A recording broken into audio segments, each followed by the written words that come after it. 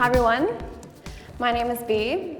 Just to tell you guys a little bit more about myself, I'm a single plant mom and cat lady. I'm actually fostering this beautiful girl named Lily, so if anyone is interested in adopting, please let me know. I'm also looking for the one. Yeah, but here's the thing, they kind of have to be a Capricorn. And also, when I created my Tinder profile, as you can see, my spelling kind of goes downhill after 2 glasses of wine, but I promise nothing irresponsible happened. So, just to explain the whole Capricorn situation, you guys know the title, Tattoo of My Ex's Star Sign, and here it is in all of its glory. It's a Capricorn star constellation. Melissa actually noticed my tattoo in one of our brand challenge media reverts, and then she decided to share this meme with me. And obviously, she didn't really have the context,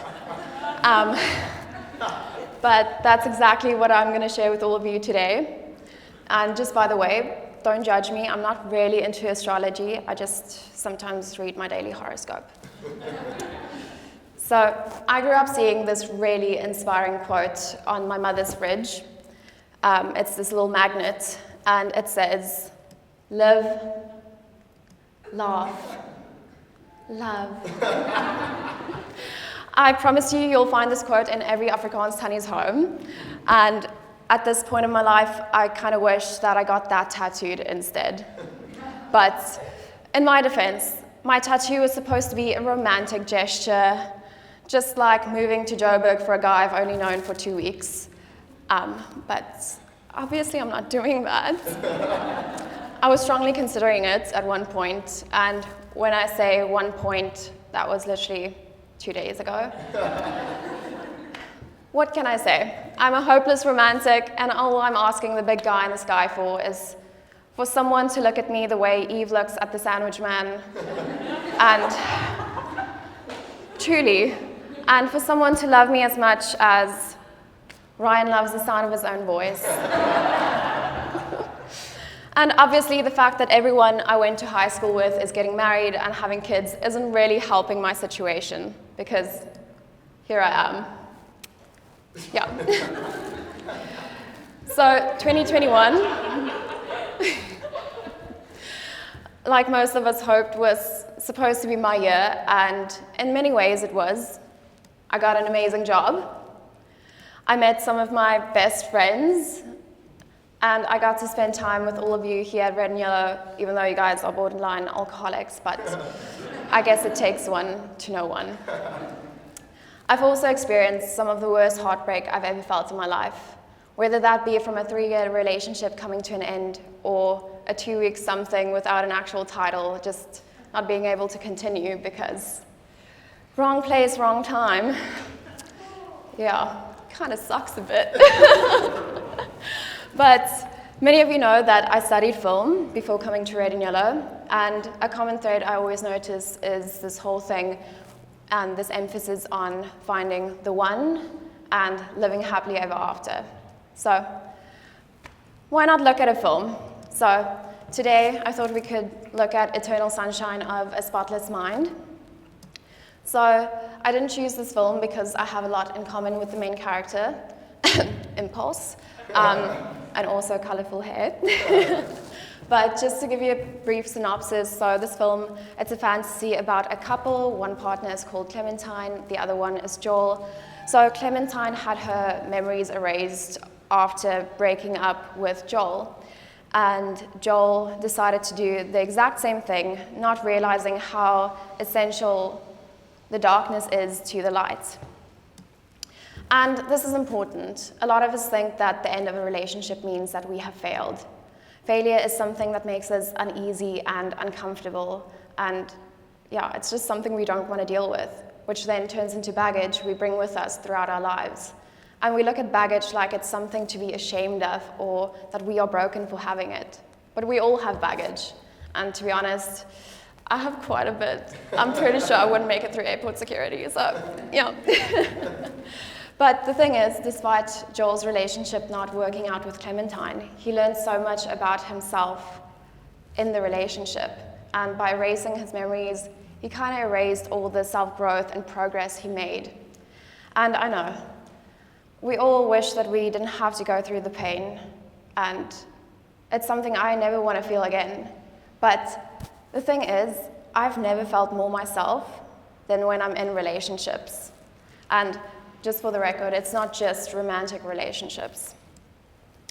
And what happens when a relationship finally ends, because they all do, not to be a pessimist, we are terrified of loneliness and what it means to be alone on a Monday night versus a Saturday night, because for some reason, one is more acceptable than the other. Seth Godin wrote in his book, The Icarus Deception, that rejection and the fear of rejection is the biggest impediment we face in choosing ourselves.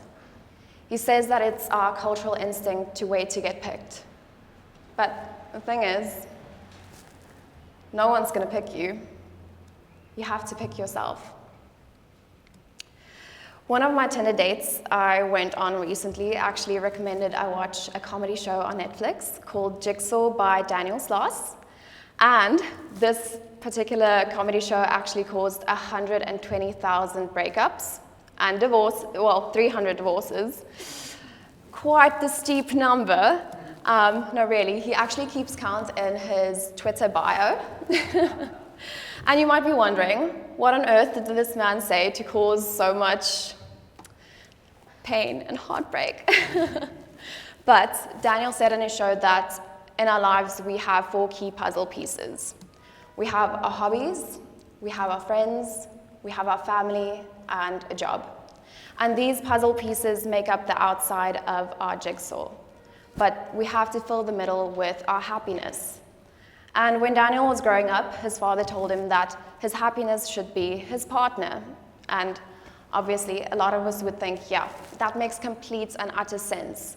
But we need to remember that happiness is not a one-size-fits-all. And Daniel continued to say that we find the first person who loves us 10% more than we love ourselves. We try to jam this puzzle piece into the center and then call it true love, instead of taking the time to actually get to know ourselves. But let's unpack this whole idea of finding someone who loves us 10% more than we love ourselves. According to yourtango.com, and yes, I went to one of those dodgy websites where they give you all the dating advice and you can read about your star sign and all that jazz. It said that, it might seem selfish, but essentially you can only truly take care of others, when you learn to take care of yourself. Now, I want to admit something to all of you. I can hardly take care of myself, let alone another creature. So please, if anyone wants to adopt, let me know. But continuing on what this website says, it says that self-love helps you to live a more satisfying life and also to feel more in control of your life. And honestly, I would love to feel more in control, but if there's one thing I learned here at Red and Yellow, it's that you really can't plan for everything. And I won't lie, it's super frustrating when you're a type A personality type. And Di has seen her fair share of that in this class, you too, Melissa. And going with the flow is my worst nightmare. I hate surprises. I hate being late, although my digital media planning assignment was 13 days and 6 hours late. I do apologize. I'm a complex human being, I'm just saying. I'm a logical thinker, but when it comes to the topic of love, my rationality just goes out of the window. But I'm getting ahead of myself, and I'm supposed to teach you guys something today.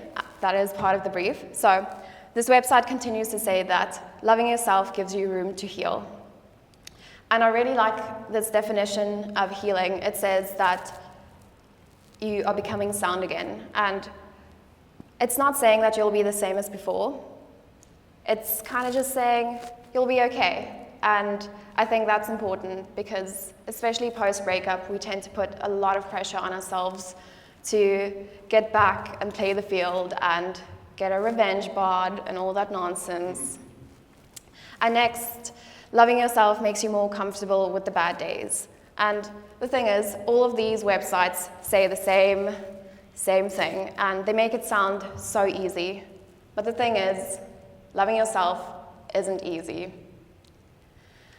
Accepting yourself, on the other hand, now maybe we should chat about that. Accepting yourself doesn't mean that you necessarily like all the bits of yourself, but you've kind of come to terms with it. And self-acceptance and happiness goes hand in hand. So let's go back to the whole jigsaw analogy. What if we fill that center with all the things that make us who we are?